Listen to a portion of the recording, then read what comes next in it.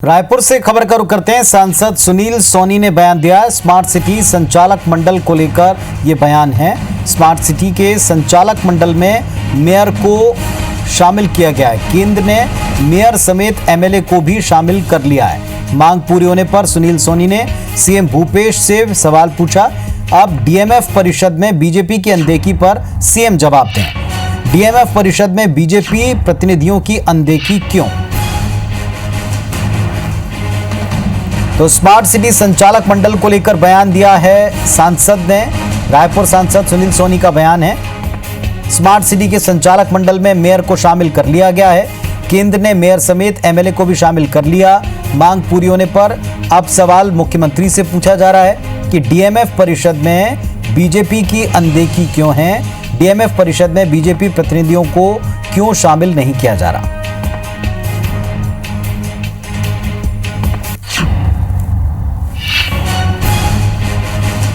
और हमारे साथ में इस वक्त कांग्रेस पार्टी के सीनियर लीडर राजेंद्र तिवारी जी जुड़ चुके हैं। राजेंद्र जी, अब सवाल सुनील सोनी जी उठा रहे हैं कि डीएमएफ में बीजेपी के प्रतिनिधि कब शामिल होंगे?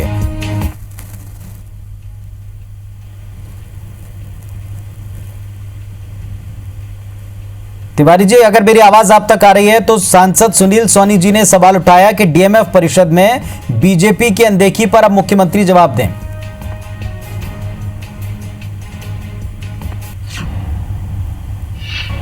तो लगता है मेरी आवाज उन तक नहीं पहुंच पा रही। बता दें आपको, सांसद सुनील सोनी ने यह कहा कि स्मार्ट सिटी संचालक मंडल में जो मांग थी उसके मुताबिक मेयर को शामिल कर लिया है। इसके साथ साथ केंद्र ने मेयर और एमएलए दोनों को शामिल किया है। अब उन्होंने ये सवाल पूछा है कि मांग पूरी हो गई है। अब मुख्यमंत्री से उन्होंने सवाल पूछा है कि डीएमएफ में बीजेपी की अनदेखी क्यों की जा रही है। डीएमएफ परिषद में बीजेपी की अनदेखी पर यह सवाल पूछा है।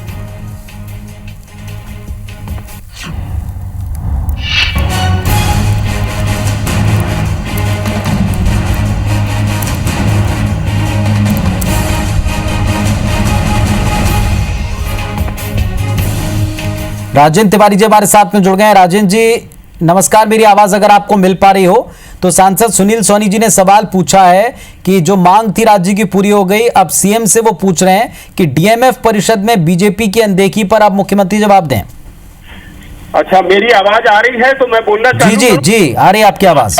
देखिए, सबसे पहली बात तो ये है, चाहे सुनील सोनी जी हो चाहे भारतीय जनता पार्टी के बाकी दूसरे सांसद हो जो लोकसभा में वहां पहुंचे हुए हैं, इन लोगों को तो सबसे पहले अपना आत्मावलोकन करना चाहिए और छत्तीसगढ़ की जनता के प्रति उनकी जो जिम्मेदारी है उसका किस तरह से निर्वहन किया है, पहले उसका जवाब देना चाहिए। मैं आपको स्मरण दिलाना चाहूंगा पुनीत जी कि किस तरह से जब धान का समर्थन मूल्य हम 2500 रुपए कर रहे थे और केंद्र की सरकार में लगातार पत्र भेज करके भूपेश बघेल जी मुसलसल बात करने की कोशिश कर रहे थे, तो जब इन सांसदों से कहा गया कि भाई कम से कम आप कृपा करके केंद्र सरकार से ये पैसा दिलवाएं जो समर्थन मूल्य का है वो दे, बाकी का पैसा तो राज्य की सरकार देगी।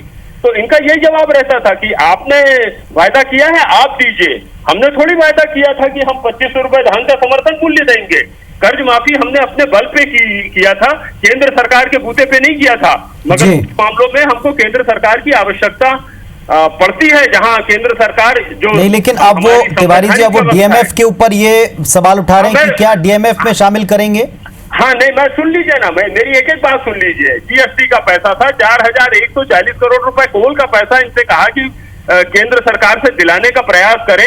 लगातार भूपेश बघेल जी चिट्ठी भेजते रहे, एक भी भारतीय जनता पार्टी के सांसद ने इस बात का प्रयास नहीं किया कि छत्तीसगढ़ की जनता को राहत मिल सके इसलिए कुछ पैसे दिलवाए जाए। अपना खुद का पैसा जो सांसद निधि का पैसा था वो प्रधानमंत्री केयर फंड में दिया।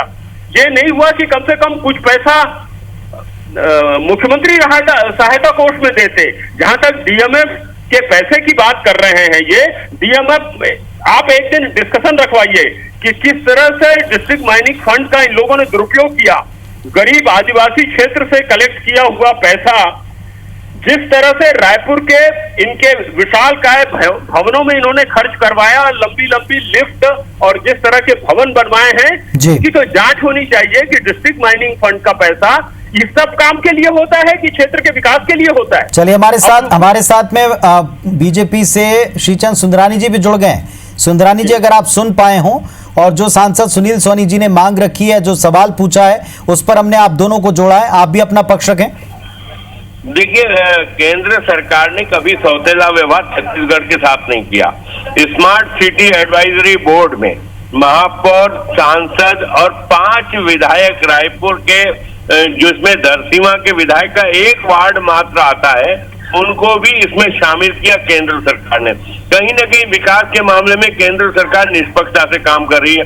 डीएमएफ फंड की बात करें, क्यों नहीं सांसद, डॉक्टर रमन सिंह जी की सरकार में सांसद प्रमुख होते थे, क्यों नहीं सांसदों को शामिल किया जा रहा है, क्यों जनप्रतिनिधियों का अपमान किया जा रहा है। अब जब भी बात करें, मुद्दे से बात नहीं करते। कभी भी कांग्रेस के लोग धान की बात करते हैं, धान के समर्थन मूल्य की बात करते हैं, केंद्र से पैसे नहीं मिले इस बात की बात करते हैं, जीएसटी के पैसा नहीं मिला, जबकि जीएसटी का पैसा लगातार के राज्य का हिस्सा राज्यों को मिल रहा है। किसी भी राज्य को आगे पीछे नहीं होता, सभी राज्यों को एक साथ बंटवारा फंड के दुरुपयोग की बात की अभी तिवारी जी ने, उनको उत्तर देना चाहेंगे आप? कौन से फंड का दुरुपयोग किया भारतीय जनता पार्टी के लोगों ने? आप देखिए, क्या स्विमिंग पूल बना, लाइब्रेरी बनी, क्या गार्डन बने, ये क्या शहर के सौंदर्यता के लिए जरूरी नहीं था? तिवारी जी कोई उत्तर देना चाहेंगे? नहीं, ये स्विमिंग पूल रायपुर में बना रहे हैं, गरीब जनता को राहत देना ज्यादा जरूरी काम है कि बाकी सारी चीजों की आवश्यकता है। सुदूर वनवासी अंचल में जहां का पैसा ले करके रायपुर के वैभवशाली और ऐश्वर्यशाली और क्या आपका मजा लेने के लिए पैसे को खर्च किया जा रहा है। अरे वो बस्तर का पैसा था, सुदूर अंबिकापुर का पैसा था, जशपुर का पैसा था, कोरबा का पैसा था, वहां पर खर्च होना चाहिए। उसको ला करके जिस तरह से दुरुपयोग हुआ है, इसकी अगर जांच की जाए तो बहुत सारे चलिए कुल मिलाकर एक मांग पूरी हुई राज्य की, और दूसरी तरफ एक सवाल भी पूछा गया है, और अब इस पर ये जो बहस का क्रम शुरू हुआ है या जो दोनों तरफ से तर्क रखे जा रहे हैं, ये सिलसिला भी चलेगा। बहुत शुक्रिया आप दोनों का इस वक्त जुड़ने के लिए।